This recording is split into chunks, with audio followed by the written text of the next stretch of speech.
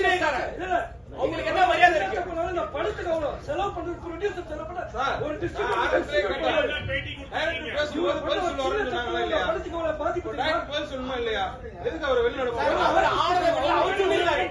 அவரே பதில் சொல்லிருக்காரு, அவரே பேட்டி கொடுத்திருக்காரு. யார் பேர் சொல்லிருக்காரு சொல்லுங்க.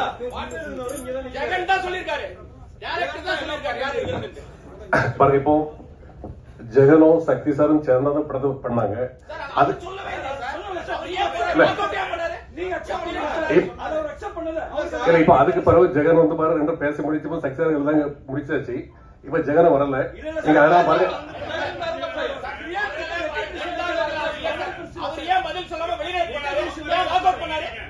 இல்ல அதான் ஜெகன் வந்து அக்செப்ட் அந்த அது பிரச்சனை முடிஞ்சிட்டு முடிஞ்ச பிறகு அந்த பிரச்சனை இப்போ எல்லாருக்கும் தெரியும்.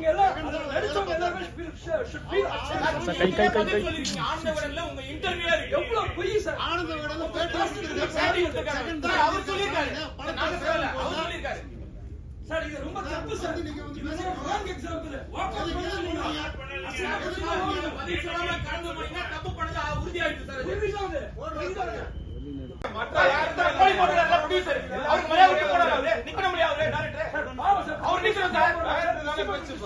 ஜெகன் நாங்க தயாரிப்பாளரோ வேற யாரையும் எதுவும் சொல்லல. இவர் பண்ற ஒரே ஜெகன் எங்க இருந்தாலும் கொஞ்சம் வாங்க மேடைக்கு ப்ளீஸ். ப்ரொடியூசர் மேல அவர் இருக்கும்போது டைரக்டர் வர சொல்லுங்க சார். ஏன் வெளிய போறாரு அவரு? ஜெகன் சார் அப்ப தப்பு இருக்குன்னு அர்த்தம். இல்லடா ஆரம்பமே மாஸ்டர் பண்ண சொன்னேன். ஜெகன் ப்ளீஸ் எங்க இருந்தாலும் மேடைக்கு வரும்படி கேட்டுக்கொள்கிறேன். ஜெகன் ப்ளீஸ் ஸ்டேஜ் வாங்க. அதுக்கு இல்ல இல்ல கரெக்ட். அதுக்கு ப்ரொடியூசர் என்ன பண்ணுவாரு? கரெக்ட். அது அவரோட ஃபங்க்ஷன் இல்லையா? அவர் பண்ண ஒரே தப்புனால நீங்க எல்லாரும் பாதிப்படுறீங்க. இல்ல இல்ல இல்ல எதுக்கு பாதிப்பு? நீங்க எல்லாம் நம்ம ஆள் தானே. நீங்க எல்லாம் நம்ம அப்படியெல்லாம் நினைக்கிறீங்க.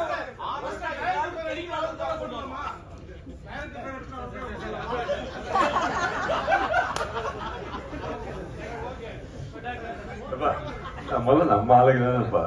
சரி ஓகே. உங்க இதுல உங்க ஹீட் ஆகுது எல்லாமே டைம் ஹீட் ஓகேண்ணா. எல்லாம் எல்லாருக்கும் தீர்வு இருக்குல்ல. எல்லாருக்குமே